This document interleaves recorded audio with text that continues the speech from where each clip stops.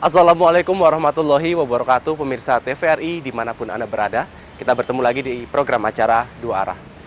Pemirsa, tatap muka antara anggota Dewan dan masyarakat menjadi sesuatu yang penting agar anggota Dewan bisa menjaring aspirasi dari masyarakat dan masyarakat pun bisa menyuarakan aspirasi mereka kepada anggota Dewan.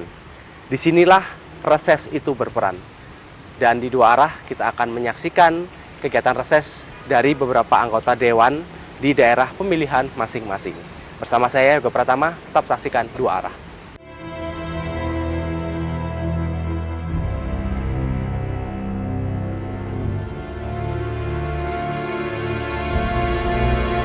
Tahun 2013 hampir berakhir. Demikian halnya wakil rakyat di gedung DPRD Provinsi Jawa Timur juga kurang dari 1 tahun sisa masa periode 2009-2014. Di balik batasan waktu tak bisa dipungkiri sejumlah karya maupun hal-hal yang belum bisa diperjuangkan menjadi tantangan bagi wakil rakyat untuk menelaah lebih seksama segala sesuatu yang telah dijalankan sebagai wakil rakyat. Hal tersebut menjadi bagian yang banyak terlihat di kalangan anggota DPRD Provinsi Jawa Timur ketika pada tanggal 18 sampai 23 November mendapat kesempatan turun ke konstituen atau pemilih yang ada di daerah pemilihan masing-masing, yakni mulai dari pemilihan 1 sampai 11.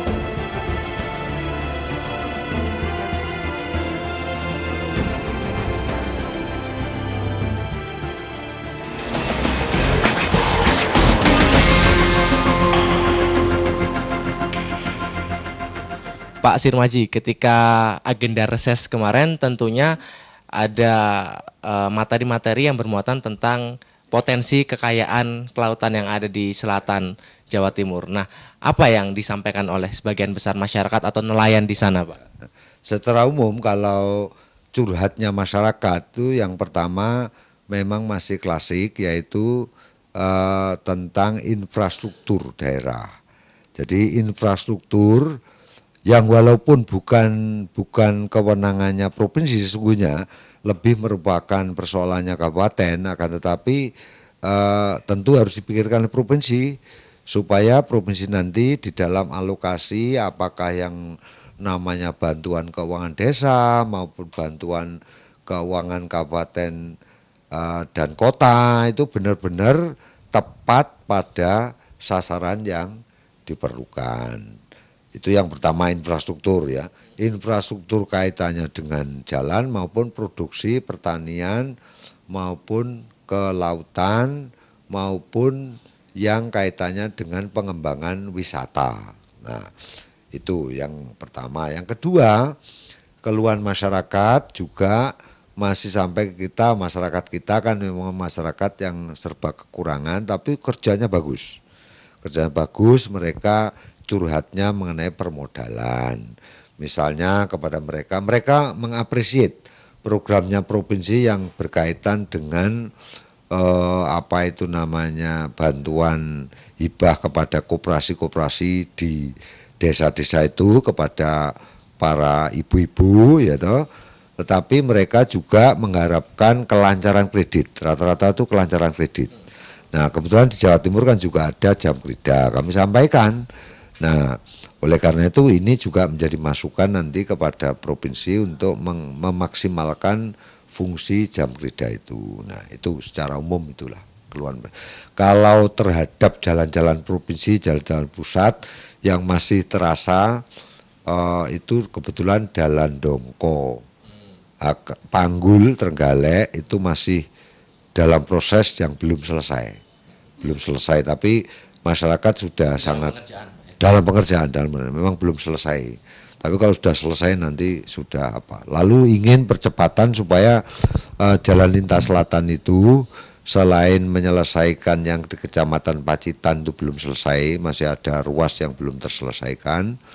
Juga yang diharapkan adalah segera diteruskan ke timur. Terutama adalah Panggul, Pacitan kan sudah sampai Panggul ya kan. Panggul, Munjungan, Prigi, karena potensi lautnya luar biasa di situ. Apakah potensi yang bersifat wisata maupun potensi yang bersifat perikanan. Menurut sudut pandang Bapak saat ini, mana yang lebih penting didahulukan untuk saat ini? Apakah pengembangan potensi di bidang perikanannya atau potensi di bidang pariwisatanya, Pak? Jadi secara simetris. Jadi itu haruslah dilakukan antara keduanya secara sinergik. Karena begini, sebetulnya kalau lintas selatannya itu terselesaikan, nanti yang kecil-kecil itu, infrastruktur kecil-kecil itu bisa digarap bareng-bareng partisipatif maupun dari kabupatennya. Nah, kalau ini jadi juga akan mempermudah bagi para pedagang lah maupun produsen untuk menjual hasil-hasilnya.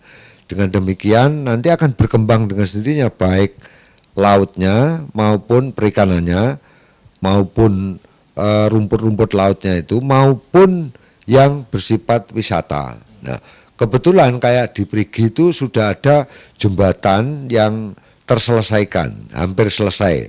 Di Munjungan juga ada jembatan dalam kerangka lintas selatan yang sudah hampir selesai. Tapi jalannya sendiri belum, sehingga connectingnya menjadi kurang. Saya merasakan waktu mencoba perjalanan dari Kampak, Munjungan ke Panggul. Ini luar biasa sulit, lama sekali sebetulnya. Lalu kebetulan saya perjalanan saya dari Panggul kemudian ke Watulimo atau Perigi. Itu makan waktu hampir 3 jam. Karena kebetulan memang jalannya harus muter, selain itu harus muter lewat kota, Panggul, Dongko, kota, kemudian Durinan, kemudian Watulimo. Andai kata bisa terus, Panggul, Munjungan, Perigi itu 1 jam selesai, nyampe. Andai kata jalannya sudah ada, tapi karena belum ya enggak berani. Tapi sudah ada bayangan untuk menyelesaikan itu, maksudnya membuat jalan pintas itu sudah. Memang ini harus diperjuangkan oleh kami, provinsi bersama eksekutif, tidak cukup kewenangannya provinsi tapi juga harus ke pusat karena lintas selatan itu skenarionya atau kesepakatannya itu pembebasan lahan menjadi kabupaten yang bertanggung jawab, pondasinya yang bertanggung jawab provinsi, sedang penuntasan, penyemiran dan lain sebagainya itu tanggung jawabnya pusat. Jadi mesti harus berjuang ke sana. Tapi buat provinsi maupun kabupaten itu manut pusat sebetulnya. Kalau pusatnya sudah oke menganggarkan penuh, kita berani. Selain itu di wilayah pegunungan kami kebetulan melihat pokmas yang mendapat bantuan kambing di daerah Ngebel, daerah Ngebel ternyata kambing Etawa di sana itu sudah berkembang menjadi menghasilkan susu. Hanya saja ini perlu dikonektingkan dengan pengusaha yang bergerak di bidang pengolahan susu kambing. Nah, menurut keluhan mereka sebetulnya sudah agak sambung, tapi entah bagaimana lalu belum terrealisasi sampai sekarang. Artinya ada kemandekan, mungkin di tingkat pengusahanya atau apa. Kambingnya akhirnya alhamdulillah kreatif juga mereka buka warung walaupun belum mulai. Sudah saya lihat sudah mulai dibangun warung yang khusus untuk menjual susunya kambing Etawa itu. Ini kalau kembangkan bagus di Ngebel. Nasional. Pak, dari Dapil 6 sendiri aspirasi atau masukan apa yang paling baik disuarakan oleh masyarakat di sekitar sana, Pak? Ya, pertama kalau berbicara soal harapan kekinian, memang masyarakat di Kediri, Tulungagung, Blitar itu kan memandang bahwa hasil pembangunan yang sekarang berjalan itu masih ada perbedaan yang cukup panjang antara wilayah-wilayah yang menjadi sektor pembangunan utama seperti Surabaya, Sidoarjo, dan Mojokerto dengan daerah-daerah pinggiran seperti khususnya Tulungagung, Blitar, dan Kediri.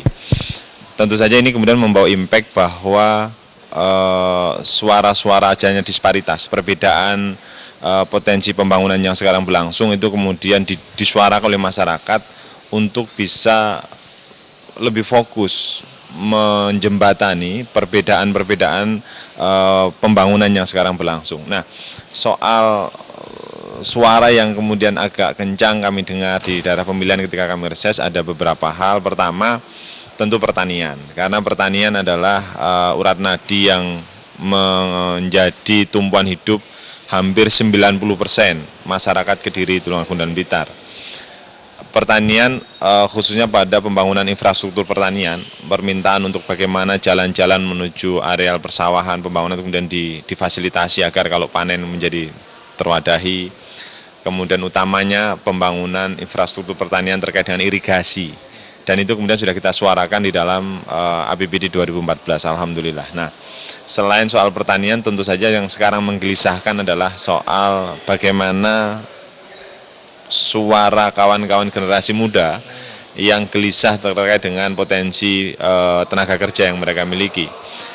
Ini yang kemudian meminta perhatian agar kemudian potensi-potensi pembangunan yang di Kediri, Tulungagung, Blitar itu kemudian agar didorong lebih cepat, sehingga kemudian kawan-kawan generasi muda bisa mengikutinya itu dengan harapan adanya keterbukaan lapangan kerja macam-macam. Dan untuk itu maka harapan lama agar jalur lintas selatan yang sudah lama kita bangun itu kemudian segera tuntas. Nah, yang terakhir yang menjadi muara ketiga saya kira selain pertanian, terus kemudian soal lapangan pekerjaan adalah soal kesehatan. Kesehatan masih menjadi momok bagi banyak orang ketika kemudian kita sakit, dan karena itu kita juga kemarin sempat sosialisasi soal jaminan kesehatan masyarakat yang itu per 1 Januari akan di-cover dan dilindungi oleh pemerintah kepada seluruh elemen tanpa pandang bulu. Nah, ini yang kita terus galakkan untuk disosialisasikan sehingga kekhawatiran orang tentang pelayanan kesehatan yang selama ini menjadi momok kehidupan mereka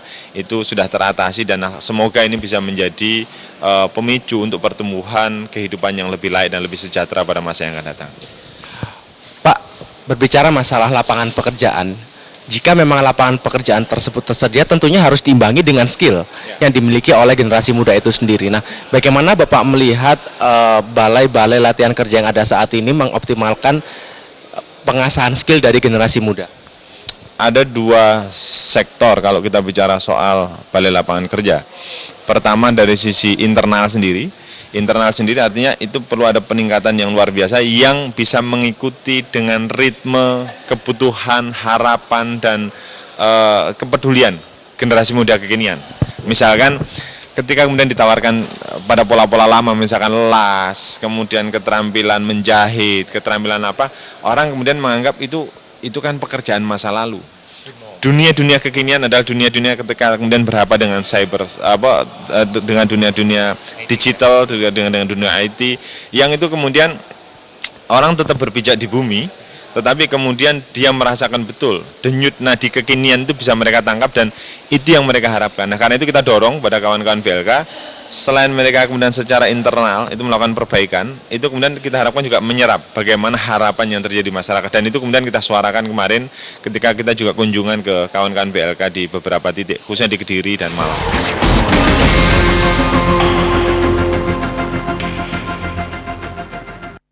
Nanti di dalam proses penulisan laporan ya apa adanya, jangan sampai ditambah dikurangi. Dengan itu nanti pada waktu hasil reses ini disampaikan kepada DPR dan diberikan kepada eksekutif dan nanti tidak oleh komisi, semua bisa terrealisasi dengan program yang dieksekusi oleh eksekutif. Mungkin ada masukan? Masyarakat ini kan heterogen di sana, ya. Karena dari berbagai latar macam, nggak cuma satu bidang aja gitu. Karena kita ketika ada masukan yang nyeleneh di luar, bagaimana nanti Pak? Siap, apapun masukannya, apapun bajunya, istilahnya partainya, ya kita terima. Karena masalah heterogen itu tidak bisa dihomogenisasikan. Ya saya pikir ini menjadi tantangan kita, bagaimana kita mencermati kritikan, masukan maupun apapun. Tapi dengan begitu, yang paling utama kita sampaikan adalah bahwa DPR itu memang hadir karena memang satu pilihan rakyat, pilihan secara langsung. Akibatnya apa yang diucapkan harus dijalankan dengan program-program yang dikondisikan oleh DPR dengan eksekutif. Itu yang paling utama dan paling penting menjadi catatan kita selanjutnya. Apakah dari pihak Dewan ini bisa memenuhi langsung permintaan masyarakat yang beraneka ragam ini? Terus satu, bagaimana teknik supaya masyarakat ini memahami bahwa keberadaan pemerintah ini hadir, itu bagaimana teknik? Program-program kerja yang dieksekusi oleh eksekutif maupun legislatif di Jawa Timur itu harus kelompok. Nah, memang tidak semua bisa dieksekusi secara langsung karena masyarakat kan banyak ya. Tapi kita membuat suatu skala prioritas. Kira-kira yang bisa diberikan ya kita sampaikan. Kalau tidak bisa diberikan ya kita sampaikan juga. Tapi kita kasih alternatif atau solusi. Kita kan selama ini sering ya Pak datang-datang ke lokasi-lokasi yang mau kita tempati untuk reses. Tapi beberapa dari mereka seperti lurah atau camat tuh ada seperti menolak karena mohon maaf kami sudah terpapar oleh pemimpin-pemimpin dari tempat kami dari partai-partai tertentu. Jadi mereka menolak reses dari partai tertentu juga. Bagaimana kita menghadapinya? Jadi prinsipnya reses dari provinsi itu pasti dari DPR provinsi dan kirim surat kepada Bupati Wali Kota.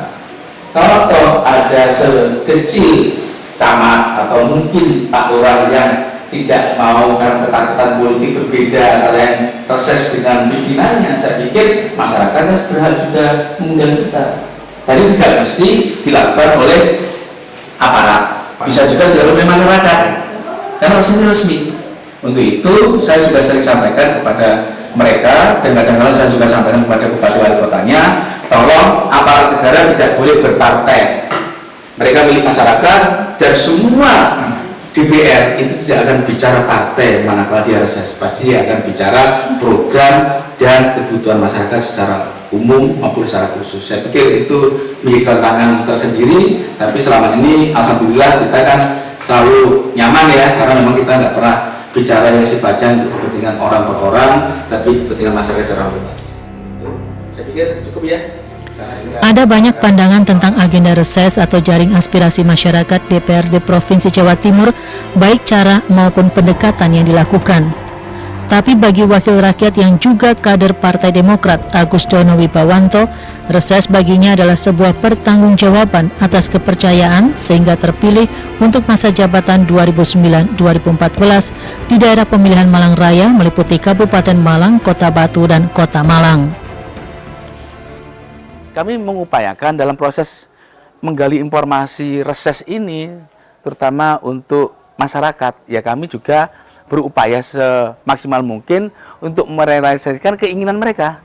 Dengan cara apa? Ya kita komunikasikan dengan dinas terkait, dengan Pak Gubernur. Yang kedua, kami juga berupaya melakukan reses itu dengan ya seperti menawarkan produk, sesuatu yang dimana produk itu bisa diterima.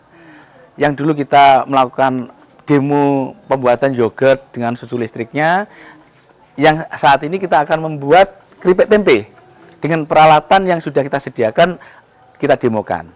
Dewan itu dianggap oleh masyarakat sesuatu yang sangat luar biasa.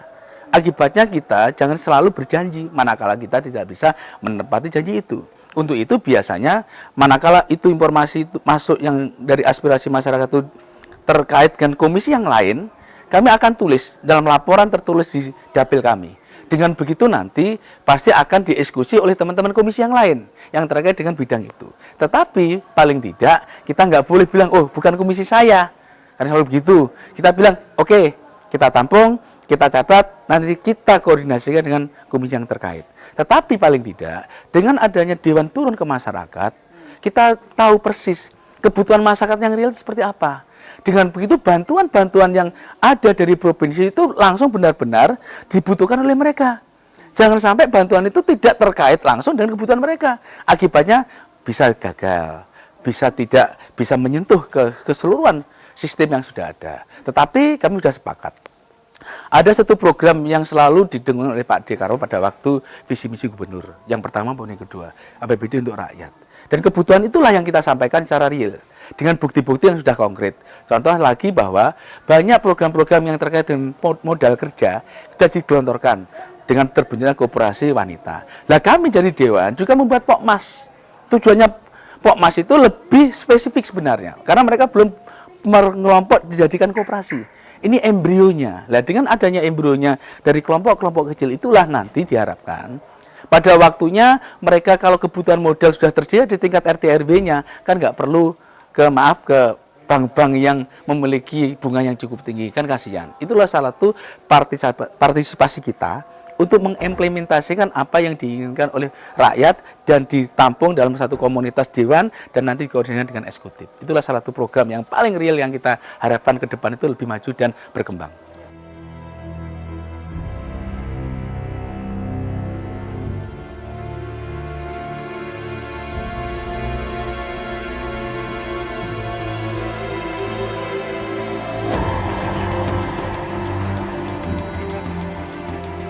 Itu bagus bagi saya pribadi. Dia tahu perasaan masyarakat bagaimana. Itu yang saya suka saya. Ada tindak lanjut dari Pak Agus apabila ada keluhan dari masyarakat, mereka merealisasikan. Ini pemerintah provinsi dan dalam hal ini juga dari DPR Provinsi Jawa Timur mengupayakan program di mana nanti masyarakat itu di tingkat RT maupun kelompok maupun RW ada kooperasi. Ini yang dimaksud. Tujuannya apa? Agar masyarakat manakala menginginkan modal kerja yang tidak terlalu besar, itu sudah di lingkungannya sudah ada. Tapi tetap ya karena ini ada jasanya harus dikembalikan. Buat apa? Ya buat memutar roda perekonomiannya sudah berjalan. Program Pak Dekaro pun sudah berjalan, tapi kami juga memiliki program yang bersifat dengan rakyat sudah berjalan. Untuk itu harapan terakhir saya, manakala nanti juga ada praktek ya, yang jenengan tahu kalau Rono, kami juga punya kelompok untuk membuat tempe-tempe dan sebagainya. Dan nanti saya fasilitasi. Insya Allah demi kepentingan bersama itu bisa direalisasi. Kalau toh ada program yang mungkin Ibu punya usulan, sampaikan aja. Bapak Ibu sekalian, memang satu hal yang saya ingin pesan untuk dapil kita ini. Ada wacana saat ini kalau Sabtu Minggu biasanya macet kan ya, karena Batu ya, macet betul ya.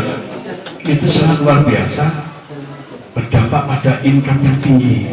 Tetapi income untuk siapa? Untuk kita? Tidak ya. Untuk saudara kita muda, tetangga kita muda yang ada di Batu sana. Karena Batu adalah kota wisata. Tetapi Karangposo kota apa? Kita buat insya Allah nanti ke depan ada renstra dari kabupaten kita transit wisata.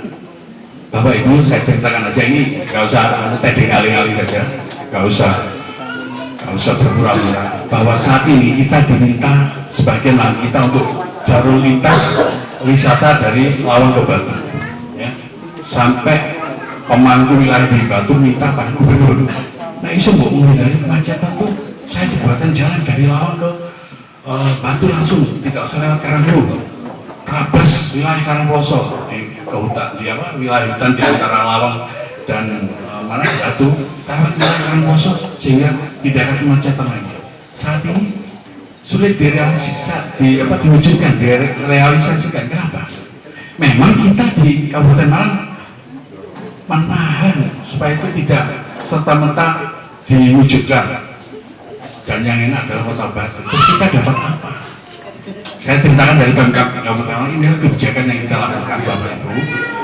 Memang kita istilahnya kalau sampai sebentar lagi sudah insya Allah segera terwujud tahun depan, akses jalan tol dari Pandaan, malah Gempol Pandaan, kemudian Pandaan Pasuruan sudah mulai, dan Pandaan Malang ini sudah trase-trasenya sudah disiapkan, tinggal membangun saja.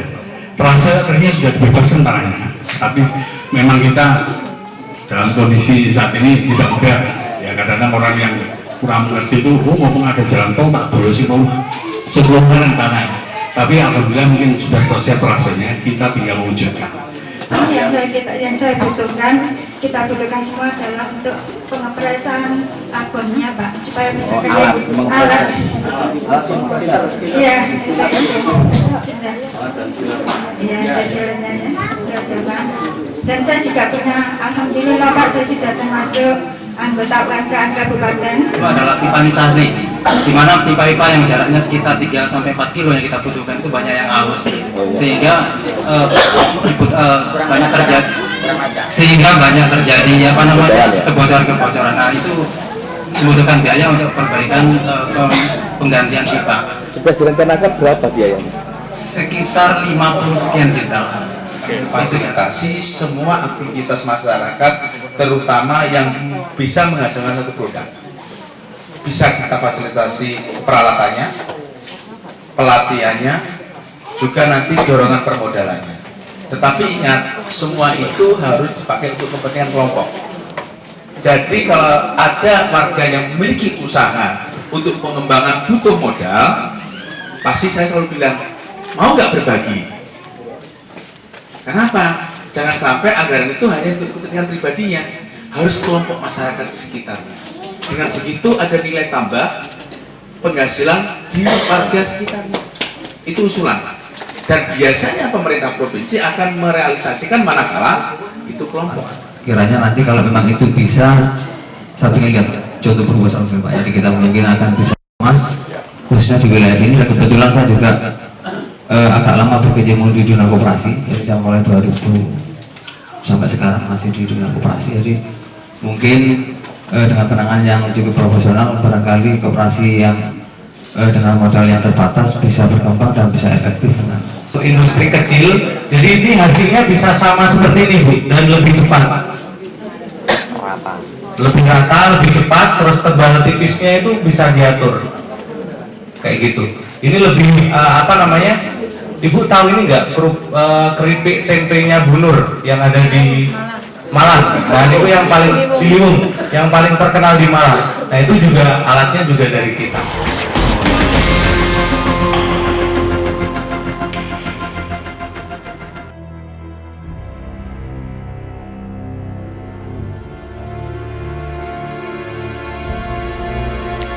Salah satu daerah pemilihan di Jawa Timur yang juga menjadi kawasan yang perlu mendapat perhatian pemerintah oleh karena beberapa ketertinggalan dan kemiskinan, menjadikan Wakil Rakyat Muhammad Ibrahim Adib dari fraksi Partai Persatuan Pembangunan Reformasi DPRD Provinsi Jawa Timur melakukan reses dengan lebih seksama, seperti yang dilakukan di Kabupaten Bondowoso.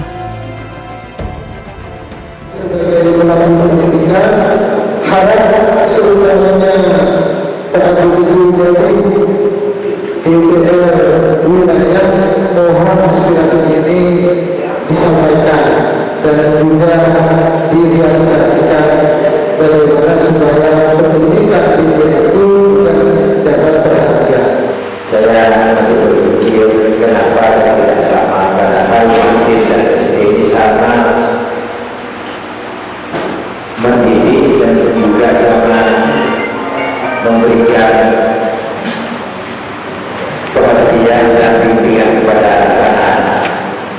Kenapa kalau SD dapat ini, kalau mati tidak ada apa-apa? Malah banyak mati ini sebenarnya itu banyak yang rusak. Masyarakat itu betul-betul mengenyam apa yang disampaikan dari wilayah, bantuan apapun itu supaya langsung masuk kepada desa, tidak tersendat-sendat di mana-mana. Kalau ada seperti serangan hama ini, kalau sudah lapor ke BPL itu kadang-kadang kasih informasi, sosialisasi, tapi untuk beli itu untuk beli yang sempurna, yang menurut ukuran itu maksimal, apa kebutuhan tanaman padi seumpamanya ini kendalanya dari faktor pembelanjaan. Reses ini sehingga kita kan harus mendapatkan informasi dari masyarakat, apa yang telah dilaporkan, apa yang sudah diinginkan oleh masyarakat itu. Yang dilaporkan oleh masyarakat itu dalam bentuk apa? Yaitu dalam bentuk budgetingnya. Budgeting itu kan yang mengelola atau yang merealisasikan kan eksekutif. Apakah sama eksekutif itu sudah direalisasikan atau tidak? Reses kami ini juga didampingi oleh dari DPRD Kabupaten. Mereka juga memberikan masukan atau tanggapan-tanggapan yang harus ditanggapi karena berkaitan dengan APBD Kabupaten.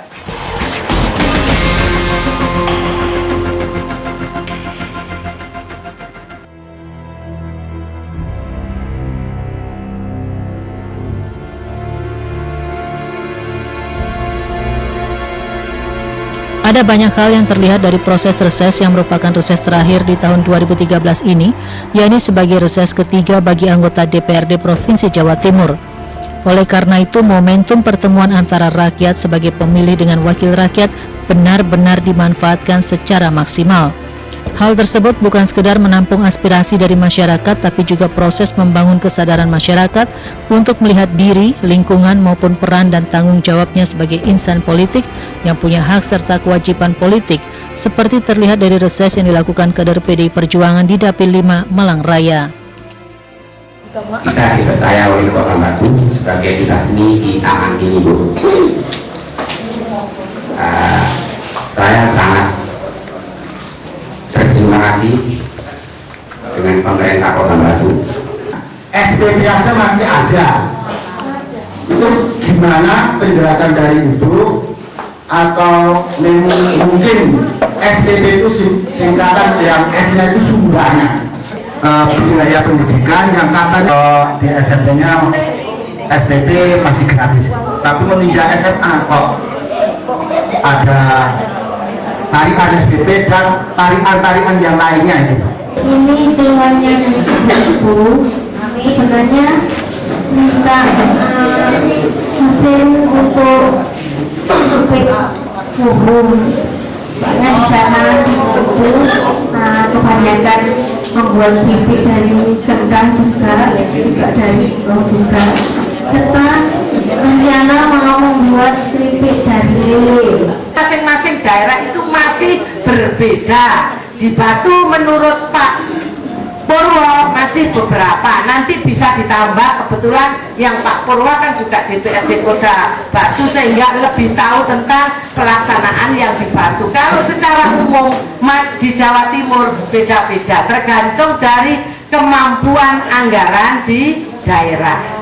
Ingin menambah penghasilan, walaupun untuk menambah penghasilan kita tidak harus bekerja keluar rumah. Dengan kita berdaya mempunyai keterampilan, itu sudah mendapatkan nafkah tambahan, tidak meninggalkan rumah, anak-anak bisa terawasi setiap hari, kan begitu? Sekarang masyarakat sudah banyak yang menyadari untuk lebih berdaya dari sisi ekonomi, tidak harus mencari pekerjaan di luar rumah, khususnya ibu-ibu.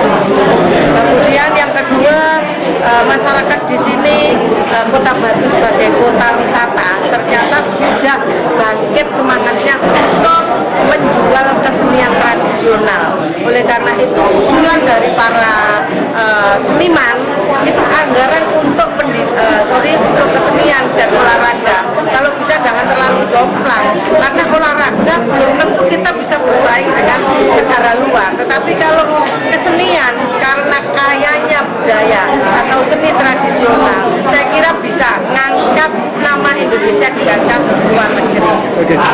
Untuk proteksi sendiri bagaimana Bu dengan banyaknya budaya asing yang masuk ini? Nah, ketika banyaknya budaya asing itu saya anggap tadi saya singgung itu adalah merupakan bencana sosial. Jadi bencana itu bukan hanya bencana alam, kita mengajak para orang tua untuk selalu mengawasi perkembangan putra-putrinya, untuk selalu selektif dengan budaya asing dan lebih mengenalkan budaya tradisional seperti usulan tadi. Ketika saya punya anggaran untuk dewan, banyak saya salurkan di Malang Raya itu untuk bagaimana tumbuhnya dan menggugah kecintaan para generasi muda terhadap kesenangan untuk melestarikan budaya tradisional dengan memberikan bantuan untuk kostum, untuk peralatan dan lain-lain. Terkait jam keseda bagaimana Bu yang saat ini dirasa masyarakat masih semrawut itu Bu?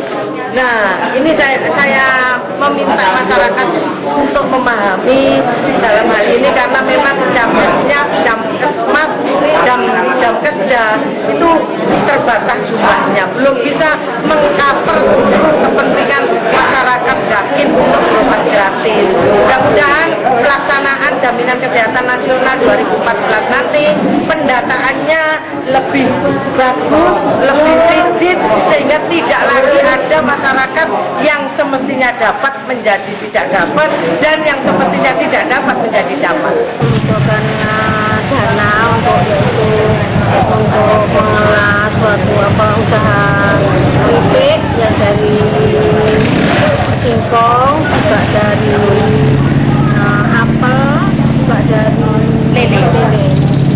Yang lele itu banyak yang belum ada di buku-buku itu belum ada. Selama ini perhatian dari pemerintah sendiri bagaimana? Belum ada bantuan. Sudah sering buat proposal tapi belum terrealisasi sampai sekarang. Masyarakat itu ada penyeimbang antara anggaran pemberdayaan di kebudayaan dengan anggaran yang disediakan oleh pemerintah Jawa Timur pada olahraga. Sekarang sangat jomplang sekali keberadaannya. Kebanyakan budaya ini kan bentuk aspirasi masyarakat, ekspresi masyarakat agar ada perhatian khusus kepada pemerintah Jawa Timur tentang pemberdayaannya. Kebanyakan penggiat-penggiat budaya ini kan mereka-mereka yang berekonomi lemah. Tapi perhatian masyarakat pemerintah Jawa Timur masih perlu ada perhatian khususnya untuk budaya. Keluhan dari masyarakat, kasus dari anaknya yang epilepsi itu tidak dapat kartu itu data yang gratis itu. Nah, sudah diajukan untuk mengurus SPM, ternyata ditolak sama dinas dari pemerintah. Katanya khusus untuk demo atau dan kanker. Saya mohon, kalau epilepsi itu kan harus tiap bulan ya berobat.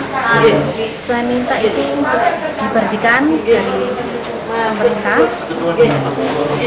Nah, itu yang kedua itu tadi untuk penanganan Jamkesmas itu katanya bertele-tele. Kan untuk tahun 2014 nanti harus secepatnya ditangani untuk menangani orang sakit.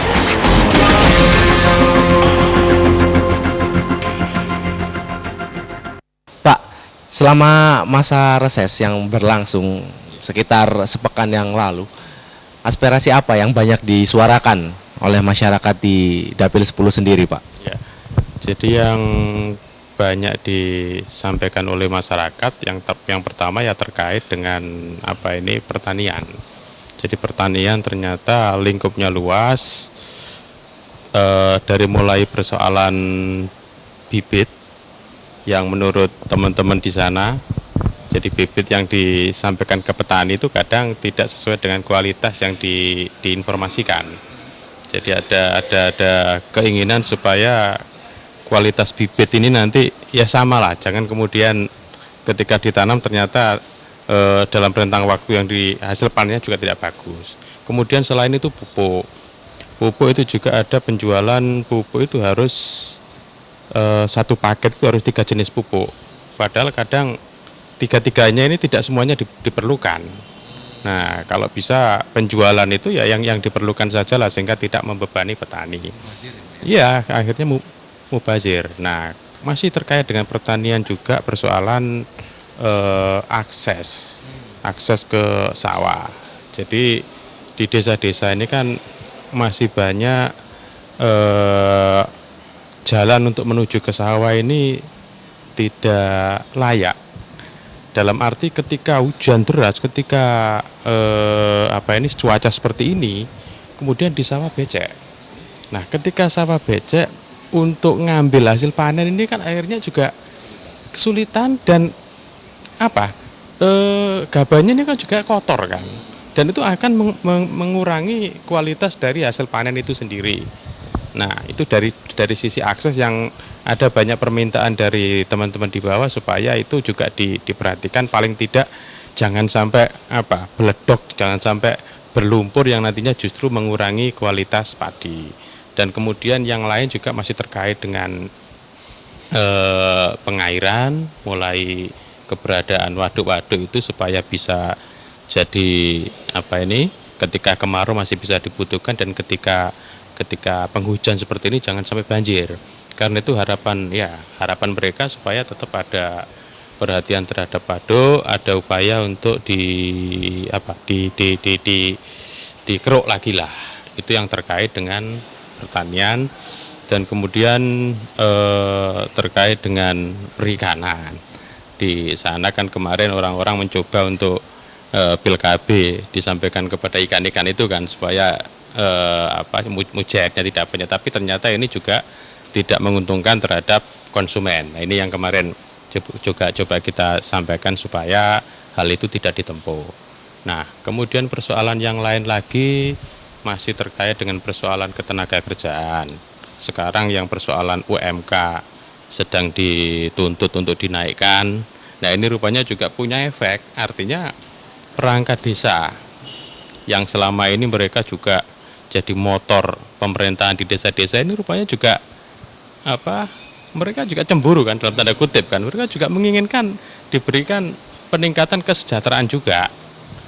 Nah, cuma ketika kami akhirnya bertemu dengan kelompok LSM, kelompok yang lain, mereka justru mempersoalkan kalau nanti kemudian anggaran untuk pemerintahan dari mulai tingkat kabupaten sampai tingkat desa misalnya harus ditingkatkan, ini gimana kan, berarti anggaran untuk birokrasi nanti lebih banyak dan anggaran untuk pembangunan bisa berkurang lah.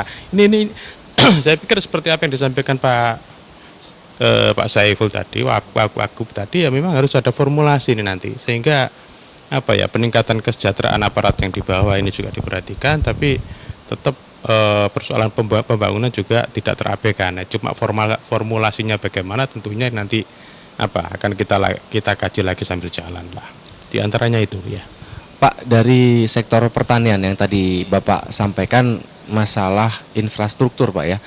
Infrastruktur. Nah, apa yang akan dilakukan untuk menindaklanjuti masukan dari masyarakat di sekitar sana, khususnya masalah infrastruktur di sektor pertanian ini? Ya, jadi saya pikir pembangunan jalan akses menuju ke sawah ini rupanya juga harus jadi perhatian lah. Jadi kalau misalnya kami nanti yang di Dewan tentunya akan merekomendasikan supaya jalan-jalan akses ke masing-masing desa ini nanti paling tidak mereka memperoleh perhatian. Tidak harus jalan aspal, tidak harus jalan yang bagus, tapi minimal jalan itu layak, ketika hujan tidak sampai becek. Nah, tentunya ini kualitas pertanian juga masih bisa dijaga, dan ini kan juga berpengaruh terhadap pertumbuhan atau peningkatan hasil panen yang diperoleh oleh para petani kan. Apa yang bisa Bapak, yang menjadi catatan Bapak selama agenda reses tersebut? Pertama soal kebutuhan genset. Genset itu dibutuhkan musim-musim hujan seperti ini, biasanya ombaknya besar dan kemudian hujannya lebat. Kalau hujan lebat pasti listrik mati. Nah, kalau listrik mati itu kemudian mereka pasti tidak membutuhkan genset.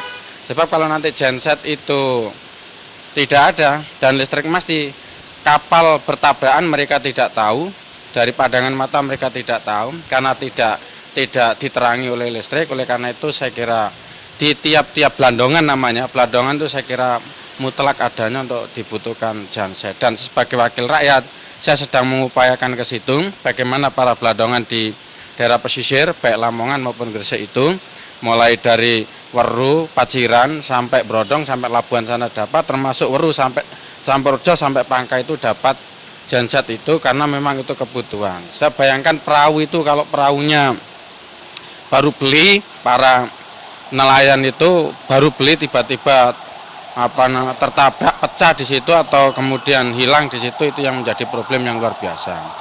Yang kedua adalah dibutuhkan yang namanya bendungan penahan ombak itu. Bendungan penahan ombak ini persoalan juga serius. Karena dari sinilah kalau ada bendungan penahan ombak itu dimungkinkan perahu itu akan jadi aman, dan ini menjadi problem secara keseluruhan masyarakat Pantura itu. Oleh karena itu kami juga menanggapi secara serius, sedang mengupayakan adanya bendungan-bendungan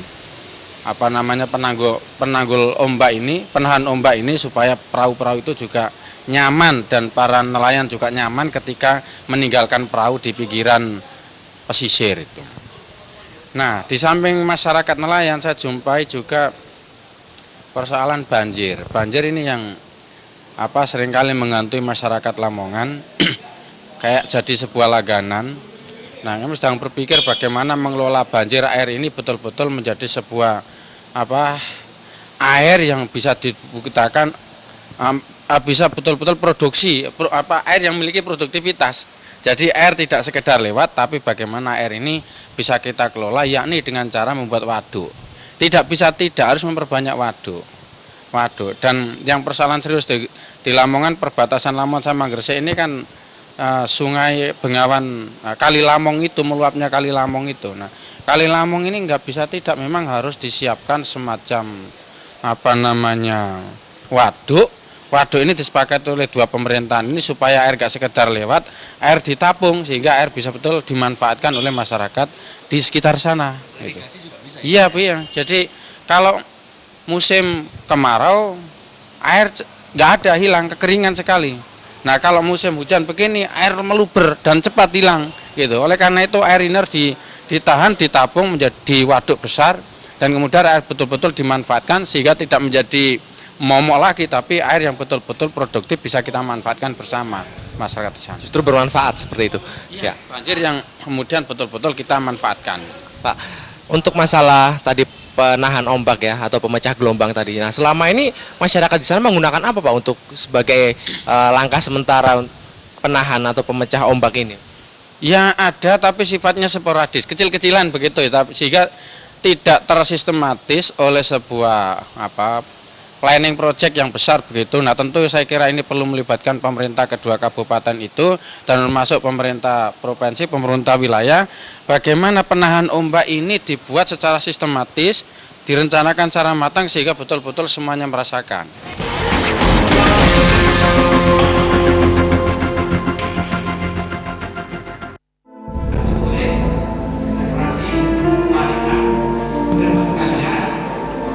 Proses reses DPRD Provinsi Jawa Timur yang diagendakan 3 kali dalam setahun menjadi bagian penting dalam membangun pemahaman yang benar atas tugas dan fungsi wakil rakyat yang kini tak sedikit memberi citra buruk atas wakil rakyat sehingga berimbas pada lembaga itu sendiri. Disinilah wakil rakyat DPRD Provinsi Jawa Timur mencoba menepis citra buruk tersebut seperti dilakukan Subianto di daerah pemilihan 6. Melalui forum komunikasi dengan masyarakat inilah Pak Bianto akan memiliki banyak temuan-temuan, informasi-informasi yang akan dimanfaatkan beliau untuk diaspirasikan lebih lanjut ke pemerintah Provinsi Jawa Timur. Perkembangan koperasi juga sudah bagus, terus untuk modal itu juga ada penambahan yang dulu 25 juta ada penambahan 25 juta yaitu menjadi 50 juta, itu setiap anggota itu bisa pinjam untuk modal usaha di wilayahnya masing-masing. Pak Dika mengajukan 4.000 disiapkan peran saya dengan partai lain karena orangnya datang koperasi. Karena saya ditanggal dengan segala kekuatan pengajar Pak Dekawo, oke Pak D, 4.000 kami yang akan mengawal. Alhamdulillah 2014 4.000 korban lagi nanti ditambah 25 juta lagi. Perjalanannya bagus seperti koperasi-koperasi yang sudah maju. Kita akan warga masih gimana memberi pengertian arti koperasi yang sesungguhnya dan keuntungannya menjadi anggota seperti apa, kaitannya dengan sosialisasi undang-undang yang baru.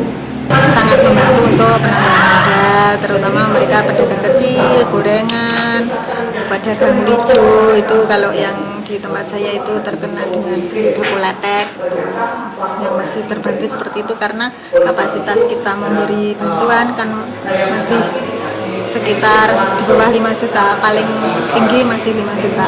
Saat ini kita itu mendapat alokasi reses dalam bentuk pengawasan karena tugas Dewan itu kan mulai legislasinya, kemudian budgetingnya, dan ini pengawasan. Kita telah memberi dorongan kepada koperasi wanita, pemberdayaan perempuan lewat koperasi wanita, di mana tiap mulai tahun 2009 kemarin sebanyak 8.506 koperasi seluruh Jawa Timur dikasih modal hibah dari daerah yaitu sebesar 25 jutaan. Kemudian mulai 2009 kemarin tiap tahun itu kita anggarkan tambahan 1.000 kali 25 juta, berarti 25 miliar bagi Kopwan yang kinerja baik. Dari 8.000 tadi diambil 1.000-nya yang terbaik.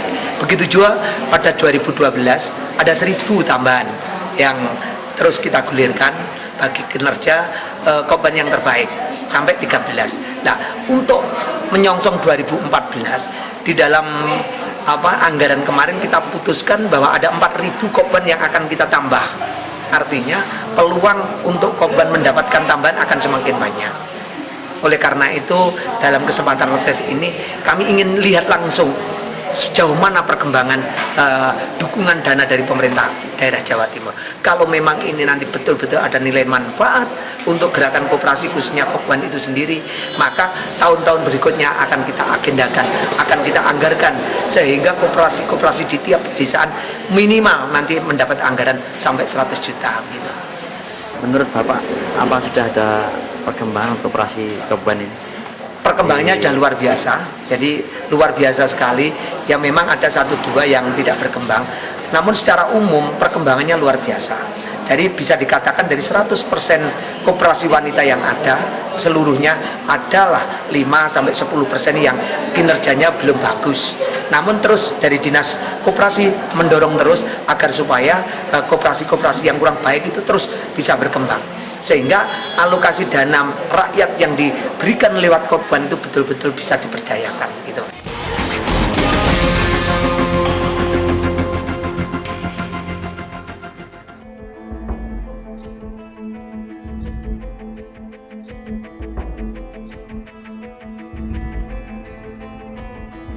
Tak bisa dipungkiri di tengah perjalanan bangsa Indonesia pasca reformasi, persoalan politik banyak mendominasi dalam kehidupan masyarakat oleh karena terpaan media maupun komunikasi yang makin transparan.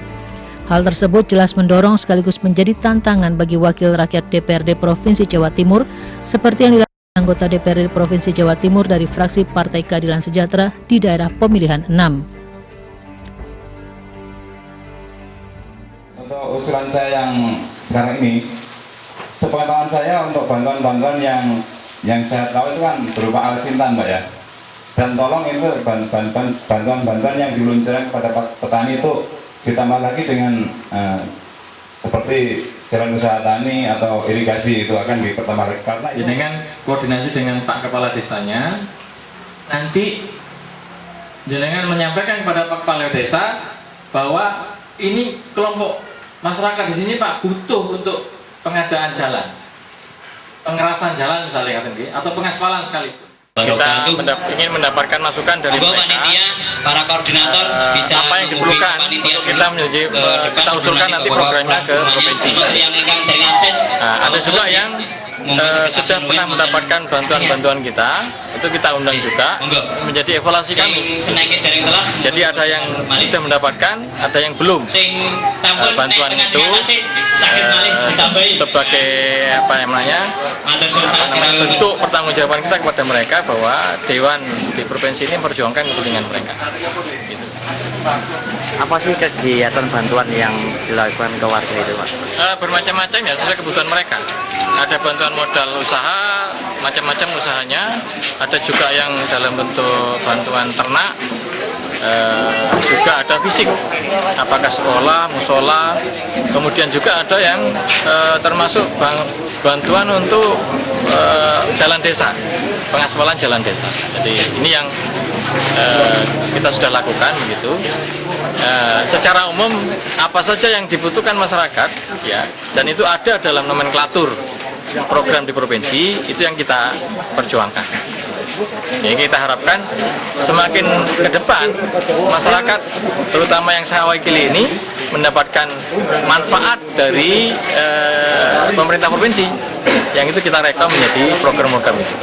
5 tahun ini berjalan, Masjid Al-Mukhlisun belum selesai. Sekam kepada Masjid Al-Mukhlisun yang sampai saat ini belum terselesaikan. Apa? Ternyata masang kubah nih. Sing tengah-tengah ini berarti. Finishingnya dereng. Masukkan sebagai usulan insya Allah. Cuma nanti kami mohon dibantu untuk dikeluarkan proposalnya. Nilainya seperti itu, renovasi kalau itu bukan bangun Pak, renovasi tapi kemudian memperbesar mereka. Itu Pak, mungkin nanti teman-teman teknis bisa membantu untuk pembuatan proposalnya. Dan saya sangat berterima kasih, semoga calon penggantinya mungkin dapat ada tambahan yang lebih besar dan bermanfaat bagi kelompok kami dan jajarannya. Kita mendapat bantuan Jasmas lewat Jasmasnya Pak Arif ya, tahun 2011. Di mana bantuan modal usaha itu sangat bermanfaat sekali bagi pengembangan usaha kami.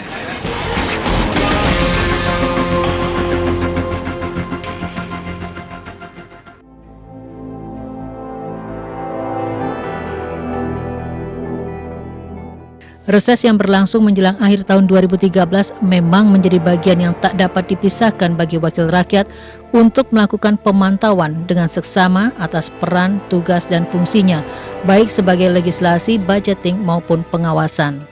Kenyataan itulah yang terus diupayakan oleh Sutio, kader Partai PDI Perjuangan yang melakukan reses di daerah pemilihan 5 Malang Raya.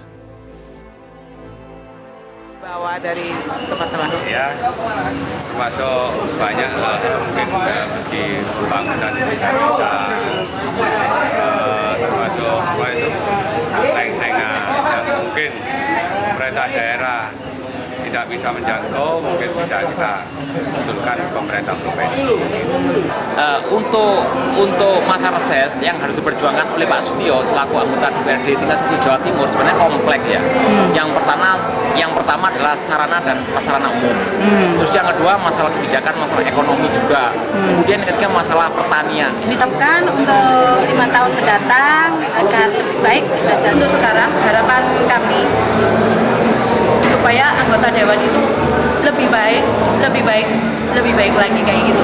Karena menurut saya Bu, kalau jangan sampai 3 kali aja, lebih baik banyak turun ke bawah itu lebih bagus gitu loh. Soalnya kan sekarang yang dilihat dari masyarakat itu banyak yang kekurangan Bu. Yang harus kita kawal ini adalah memperkecil dan kalau bisa meniadakan impor baik daging, beras dan sampai darah impor. Saat ini Kota Batu seiring dengan pertumbuhan perekonomian dan seiring dengan majunya kota wisata atau wisata dalam hal ini itu sangat mempunyai problem besar ya, bahwa tingkat kemacetan terutama di hari Sabtu dan Minggu, weekend dan long weekend ini sangat luar biasa. Dan kami ingin sampaikan kepada masyarakat dan aspirasi ini akan kita bawa ke gedung Dewan bahwa di Batu harus ada suatu terobosan jalan pintas ya. Jadi di lingkar utara atau lingkar barat dari kabupaten ya, melewati kabupaten Kota Batu melewati Kabupaten Malang ya, Kota Malang, dan nanti harapan saya itu bisa nyampe di Kecamatan Lawang, Kabupaten Malang. Bahkan tidak hanya itu, bahwa pernah kami sonding dengan Bapeda Jatim, ini akan ada terobosan jalan dari Kota Batu, Singosari, Lawang sampai ke Purwosari. Ini akan benar-benar menjadi problem solving bahwa tingkat kemacetan Batu yang saat ini menurut saya ini sudah emergensi banget.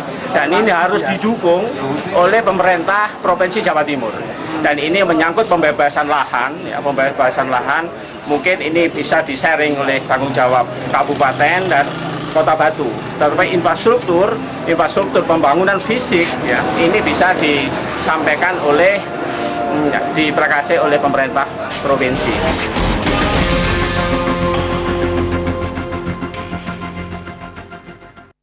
Saudara, ada banyak catatan yang bisa kita saksikan bersama tentang kegiatan reses anggota Dewan yang ketiga tahun 2013 kali ini. Sehingga kita sama-sama berharap anggota Dewan semakin mampu menyerap aspirasi dari masyarakat yang tujuannya adalah untuk mensejahterakan kehidupan masyarakat. Saya Yoga Pratama pamit undur diri, sampai jumpa.